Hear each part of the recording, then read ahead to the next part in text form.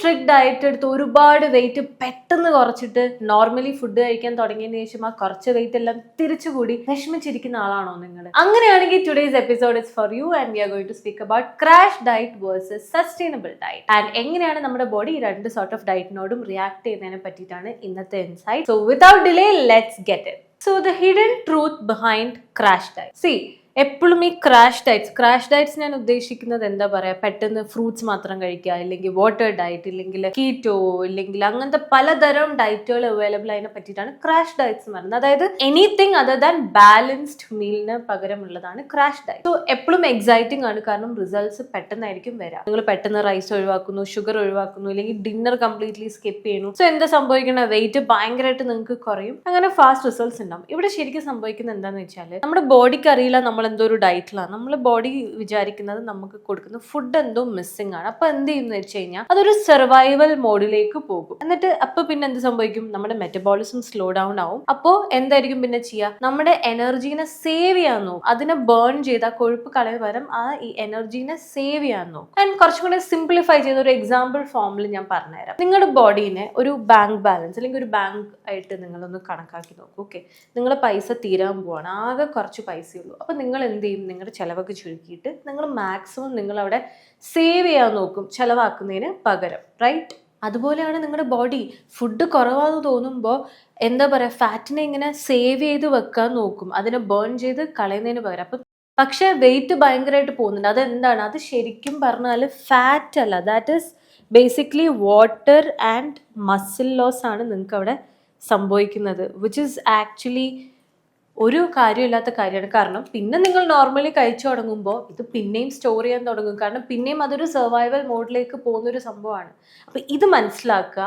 നമുക്ക് വേണ്ടുന്നത് ഒരു സസ്റ്റൈനബിൾ, നമുക്ക് എന്താ പറയുക, നമുക്ക് എല്ലാം ന്യൂട്രീഷ്യസ് ആയി കഴിച്ച് പോകുന്ന ഒരു വെയിറ്റ് ലോസ് ഓർ എന്ത് ഹെൽത്ത് ഗോൾ ആണോ വേണ്ടുന്നത് ആ രീതിയിലൊരു സംഭവമാണ് നമുക്ക് ആക്ച്വലി വേണ്ടുന്നത്. ഓക്കെ, ക്രാഷ് ഡയറ്റ് ഫെയിൽ ആവുന്നത് നിങ്ങൾക്ക് വിൽ പവർ ഇല്ലാത്തതുകൊണ്ടോ അങ്ങനൊന്നും അല്ല. അത് ക്രാഷ് ഡയറ്റ്സ് എന്ന് പറയുന്ന നമ്മുടെ ബോഡിക്ക് അഗെയിൻസ്റ്റ് ആയിട്ട് ഡിസൈൻ ചെയ്തിരിക്കുന്ന ഒരു സംഭവമാണ്. നമുക്ക് ബോഡിക്ക് വേണ്ടുന്ന കുറച്ച് കാര്യങ്ങളുണ്ടല്ലോ, നമ്മളെല്ലാവരും പറയുന്ന പോലെ അതിന് വേണ്ടുന്ന ന്യൂട്രീഷൻ കാര്യങ്ങൾ കൊടുത്തില്ലെങ്കിൽ അത് അതിൻ്റെ രീതിയിൽ റിയാക്ട് ചെയ്യില്ല. അതിന് ഓപ്പോസിറ്റ് ആയിട്ട് മാത്രമേ എപ്പോഴും നമ്മുടെ ബോഡി റിയാക്ട് ചെയ്യുള്ളൂ. ഓക്കെ, അടുത്തത് what sustainable diets actually do. Sustainable, അതായത് ഒരു ബാലൻസ്ഡ് മീൽ കഴിക്കുമ്പോൾ എന്താ സംഭവിക്കുന്നത്, നമ്മുടെ ബോഡീനെ സപ്പോർട്ട് ചെയ്യാണ് ചെയ്യുന്നത്, പകരം പണിഷല്ല ചെയ്യണേ. അതായത് നമ്മൾ കാർബ്സും പ്രോട്ടീനും ഹെൽത്തി ഫാറ്റ് ഫൈബർ എല്ലാം റൈറ്റ് പ്രൊപ്പോർഷൻ റൈറ്റ് സമയത്ത് ഓരോരുത്തരുടെ ബോഡി അനുസരിച്ച് നമ്മൾ കഴിക്കുകയാണ്. അപ്പോൾ എന്താ ചെയ്യണേ, നമ്മുടെ മെറ്റബോളിസം ഒക്കെ ഇങ്ങനെ സ്റ്റേബിളായി നിൽക്കുന്നു, നമ്മുടെ എനർജി ലെവൽ സ്റ്റേബിളായി നിൽക്കുന്നു, നമ്മുടെ ഗോൾസിലേക്ക് സമയം എടുത്താണെങ്കിലും സമയം എടുക്കുമെന്നല്ല, പ്രോപ്പർലി അതിൻ്റെ രീതിക്ക് ഒരു ഹെൽത്തി വെയിറ്റ് ലോസ് എന്നുള്ള രീതിയിൽ നമുക്ക് ബോഡിയിൽ ചേഞ്ചസ് വരുത്തിക്കൊണ്ടിരിക്കുകയാണ്. സോ ദാറ്റ് നിങ്ങളുടെ ബാക്കി സംഭവങ്ങളെല്ലാം നല്ല രീതിയിൽ പോയിക്കൊണ്ടിരിക്കുകയാണ്. നമ്മുടെ എനർജി ലെവൽ മോശമായിട്ട് നമ്മളൊരു ഡയറ്റ് എടുത്തിട്ട് എന്താ കാര്യം? നോ, നമ്മുടെ എനർജി ലെവലും നമ്മുടെ മൂഡ് എല്ലാം സ്റ്റേബിളായിരിക്കുക എന്നുള്ളൊരു സംഭവമാണ്.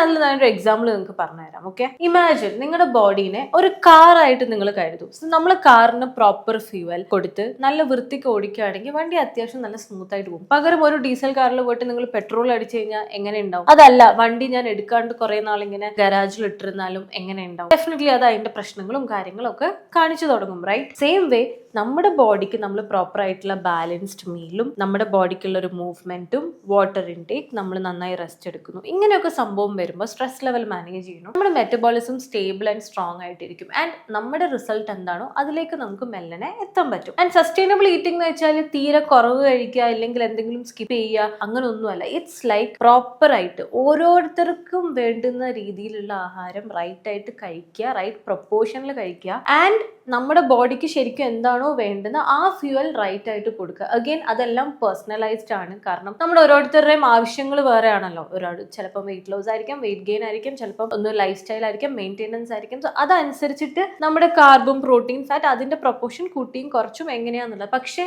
എപ്പോഴും ഒരു പ്ലേറ്റിൽ അത് എപ്പോഴും ഒരു ബാലൻസ്ഡ് ആയിട്ട് ഉണ്ടാവും. കാരണം nutrition is very important for all other factors അല്ലേ. നമ്മുടെ ഹോർമോണൽ ബാലൻസിനാണെങ്കിലും നമ്മുടെ ബ്രെയിൻ ഫംഗ്ഷൻ ആണെങ്കിലും എന്തിനും ഏതിനും nutrition nutrition in proper right proportion at right time is really really important. അപ്പോൾ ഇത്രയും ഓർത്താൽ മതി കേട്ടോ. സോ അടുത്തത് what balanced eating really looks like. ഇതിന് തൊട്ട് മുന്നുള്ള വീഡിയോ ഞാൻ പ്രോപ്പറായി ചെയ്തിട്ടുണ്ട്, ബാലൻസ്ഡ് മീൽ ഏതാന്നുള്ളത്. സോ നിങ്ങൾ കണ്ടിട്ടില്ലെങ്കിൽ just go check it out. But ഇവിടെ സമ്മറി ആയിട്ട് ഞാൻ പറയാം. നമുക്ക് പ്രോട്ടീൻ വേണം. എന്തിനാണ്? നമ്മുടെ muscle and body repair. Carbs നമ്മുടെ energy and focus. And healthy fats for brain and hormone function.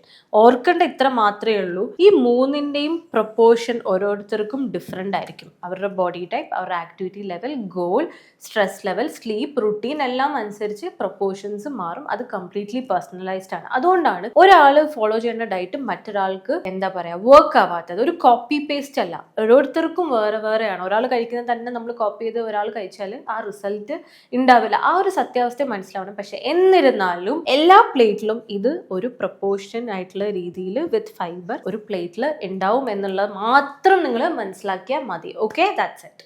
അടുത്തത് റോൾ ഓഫ് മൂവ്മെന്റ്. എപ്പോഴും മനസ്സിലാക്കേണ്ട ഒരു കാര്യമുണ്ട്. 80% നമ്മൾ കഴിക്കുന്ന ഫുഡാണ് ആൻഡ് ബാക്കി 20 to 30% ആണ് നമ്മുടെ ബോഡി മൂവ്മെന്റ്.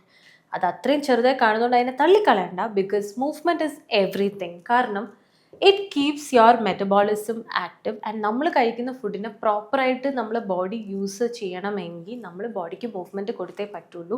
ആൻഡ് ഇത് രണ്ടും കൂടിയും സിങ്ക്രണൈസ് ആയിട്ട് വരുമ്പോഴാണ് നമുക്ക് റിസൾട്ട്സ് ഉണ്ടാകുന്നത്. 100% റിസൾട്ട്സ് ഉണ്ടാവും. പക്ഷേ എന്താ പറയുക, അതാ ഞാൻ പറഞ്ഞത്, നിങ്ങൾ എന്ത് കട്ട് ചെയ്യണം, ഞാൻ അരി കട്ട് ചെയ്യണോ അല്ലെങ്കിൽ ചോറ് കട്ട് ചെയ്യണോ ഇല്ലെങ്കിൽ ചായ കട്ട് ചെയ്യണോ അങ്ങനെ എങ്ങനെയൊക്കെ കട്ട് ചെയ്യേണ്ട കാര്യത്തിനെ പറ്റി ഓർക്കുന്നതിന് പകരം ജസ്റ്റ് ആസ്ക് യോർസ് എനിക്ക് എങ്ങനെ നന്നായിട്ടൊന്ന് ഉറങ്ങാൻ പറ്റും, എങ്ങനെ റുട്ടീൻ എനിക്ക് പ്രോപ്പറായിട്ട് കൊണ്ടുവരാൻ പറ്റും, എൻ്റെ സ്ട്രെസ് ലെവൽ എനിക്ക് എങ്ങനെ മാനേജ് ചെയ്യാൻ പറ്റും, ബോഡി മൂവ്മെന്റ്, എനിക്ക് ആക്ടിവിറ്റി ലെവൽ ഞാൻ എങ്ങനെ എൻ്റെ ഇതനുസരിച്ച് ഇൻക്രീസ് ചെയ്യണം, ഞാൻ എങ്ങനെ ബാലൻസ് ടൈം മീൽ കഴിക്കുക, ഇത്രയും കാര്യം മാത്രം ഓർത്ത് വെക്കുക.